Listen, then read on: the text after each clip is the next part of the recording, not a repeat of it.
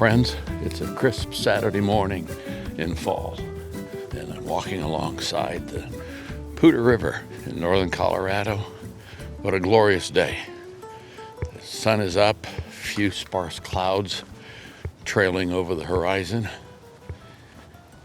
And it just feels good, I have to admit, to being alive. I love fall. I love this season because it's the seasons that make some of life, at least, interesting. And it's there that I find real joy. Fall's my favorite in some ways because things are still alive, although the leaves are turning and the nights are getting cooler. We had a couple down in the 30s this past week here, but I like it because of football. And that's probably why Ruth doesn't like it. But I like the football season. School has started. There's a freshness about the fall. That's interesting because we usually talk about the freshness being about the spring. But for me, there's a freshness in the fall because the season is so obvious in its change and colors abound. Well, I'm going to walk over here and sit down on a bench overlooking the river and do an intro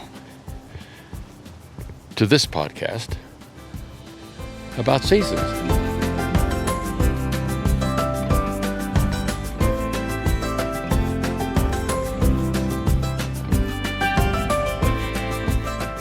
There's this wonderful passage in a book that at first blush might seem to be a bit of a downer.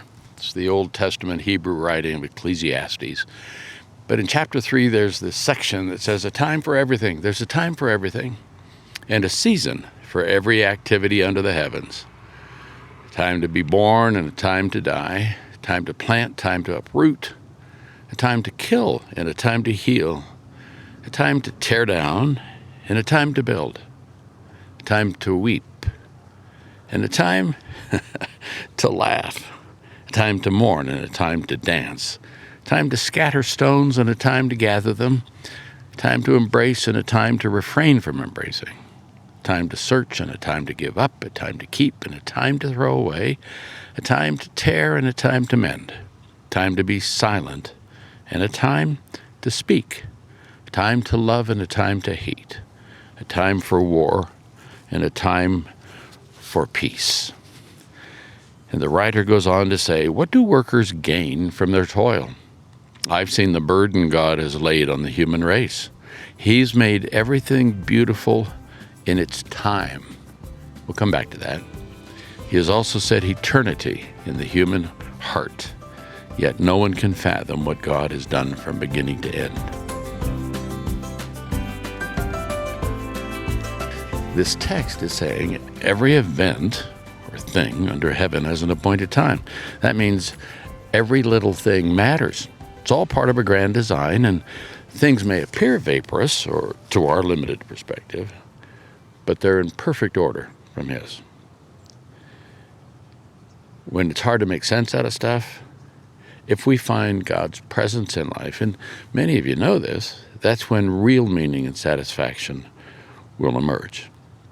Solomon affirms the seasons of joys and the seasons of hardships, the high and the low seasons, the valleys of despair, and the peaks when things are going great. This is the ebb and flow of life.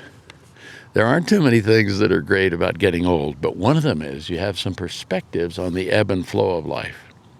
And if we will keep God at the center, this is my thesis, purpose can emerge, and a refining, a distilling, a percolating, if I can use that word, in our hearts will take place. So the key question, one of the key phrases here is, so how does God make everything beautiful in its time? If you pick up on the thought of redemption, that God's a redeemer, to redeem something means to offset its negative traits. And the redemption that we find in Scripture, I'm going to start walking here again. The redemption that we find in Scripture teaches us that God will redeem us from despair and work all things out together. We could spend weeks, we can spend a lifetime sort of cogitating on that thought. We may not always know how God makes things beautiful or when, but I believe we can count on it. Pray that it will happen. Keep trusting Him to redeem even the awkward circumstances or the pieces that make us different from other people or any of those kinds of things. Well, that's my intro. What I'd really like to do, and what I'm really excited about, is to intro my guests. About a year and a half ago, I sat down with two dear friends in Annapolis, Maryland. Annapolis, Maryland is about 45 minutes east toward the Atlantic Ocean of Washington, D.C. And Jim and Dee Dee Rivers have lived there for a long time.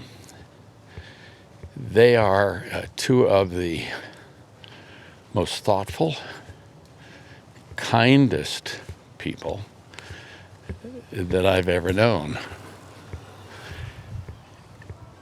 They have a way of reflecting on what's important that I think you'll find stimulating, hopefully encouraging, and I just tee it up for us to talk. Here they are, Jim and Dee Dee Rivers, Annapolis, Maryland.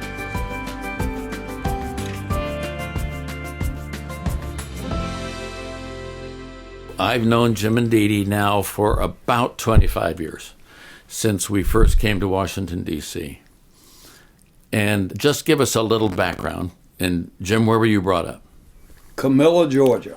Where in the world is Camilla, Georgia? Camilla, Georgia is in the southwest portion of the state. Okay. About 30 miles from the Florida line. Are you a country boy? Yes, indeed.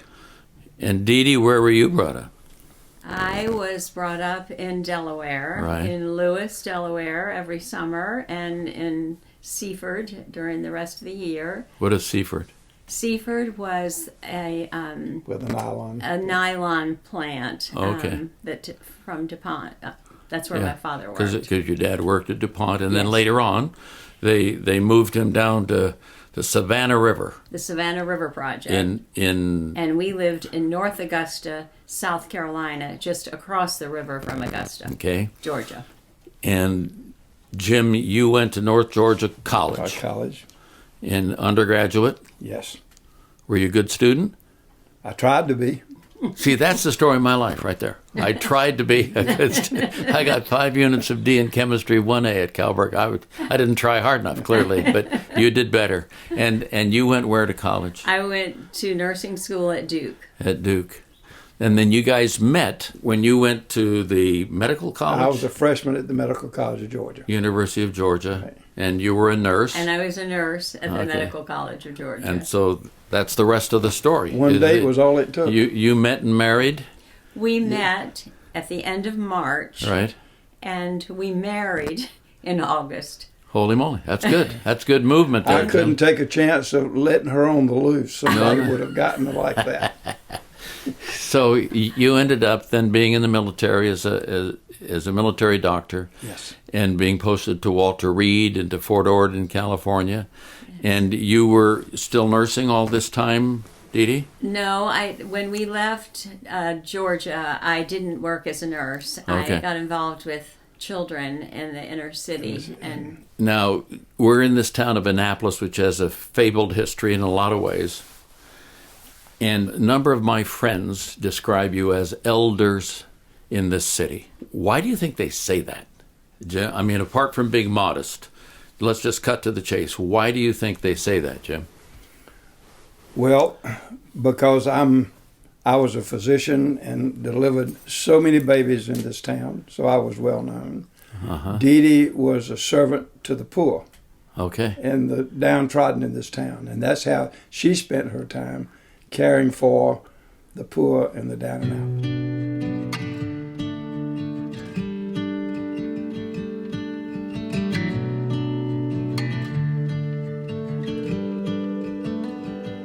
between brand new babies, which are new life, and the disenfranchised people on the margins who often find they don't have much of a life.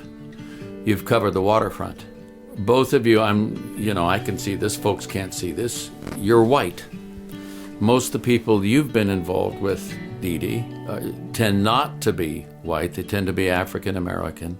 Yeah. Give us a snapshot of where that started when you were in D.C. Just a little picture. I didn't really know anything about black neighborhoods when I was in D.C., but a lovely woman who had invited me to come and have coffee with her said that after talking with her, I was kind of in the wrong place, and she sent me down to a church in the inner city of Washington to meet this priest, and I was just drawn into that neighborhood and just spent most of my time there. It was all kinds of immigrants, didn't Yes. have much money, No. all of that.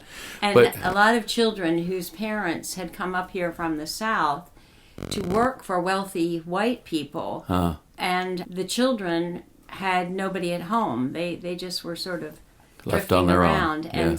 And then there were two wonderful young women who had started an after-school program there, and they invited me to come be a part of it. And I loved it because not only did they help the kids with their schoolwork, but they prayed with the kids, and we fed them breakfast on Friday mornings and did Bible stories with them, and it was wonderful. How old were you when that happened?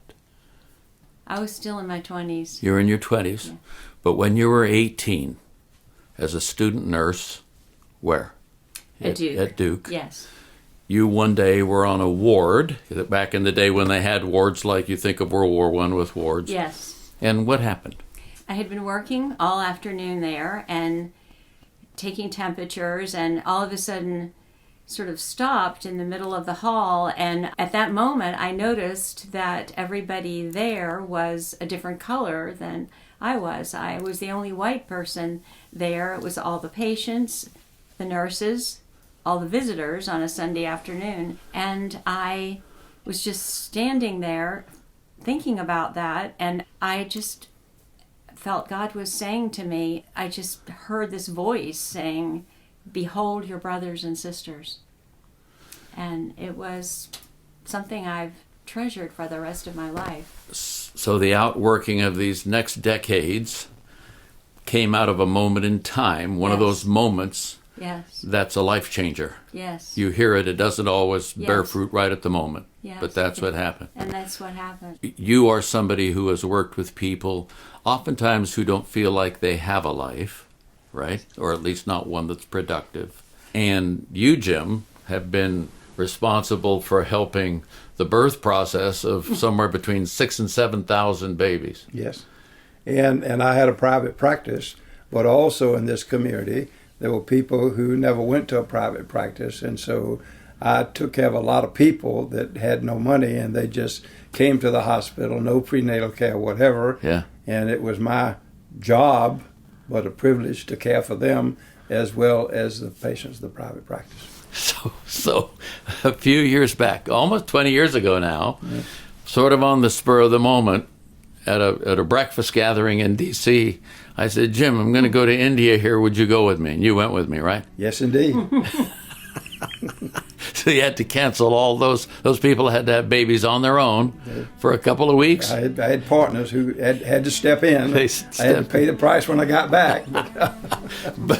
But we went together, and one of the things we did, we met with some members of parliament, some other things in Delhi, but then we went to a conference with some missionaries where they had asked me to speak, and I just made the announcement that in the afternoon you'd speak to all the wives because you're an OBGYN, and you got a bigger crowd than I did talking to women about menopause. I have always found that to be a hoot. Well, I mean, that's the practicality of the gospel right there, isn't it? Absolutely. Yeah, I would say.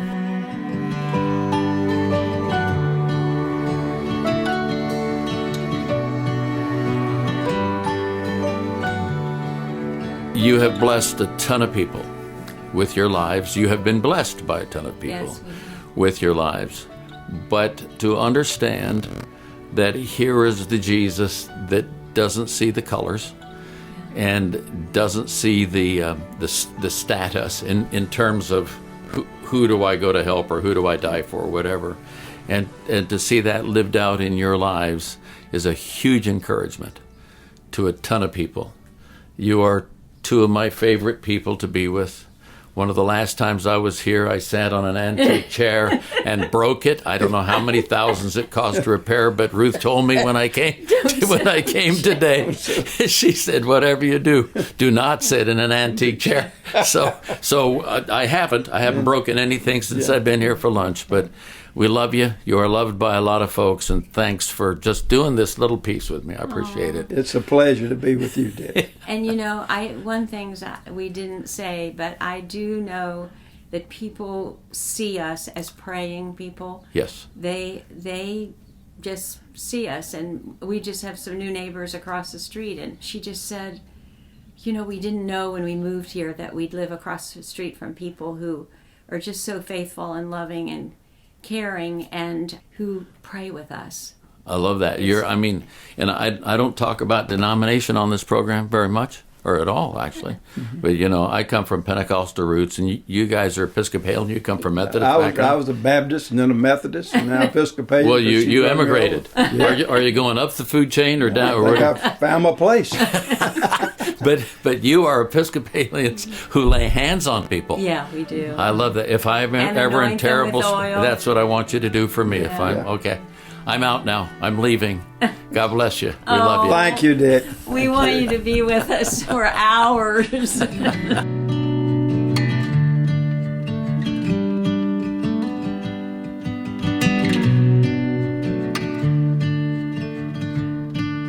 What a fascinating life Jim and Dee Dee Rivers have had. Lives full of seasons characterized by people or moments or incidents or influences, opportunities, any one of those or all of them meshed together, overlapping, can be seasons. And a season can last a moment or a month or sometimes several years. But here is the God who makes everything beautiful in its time.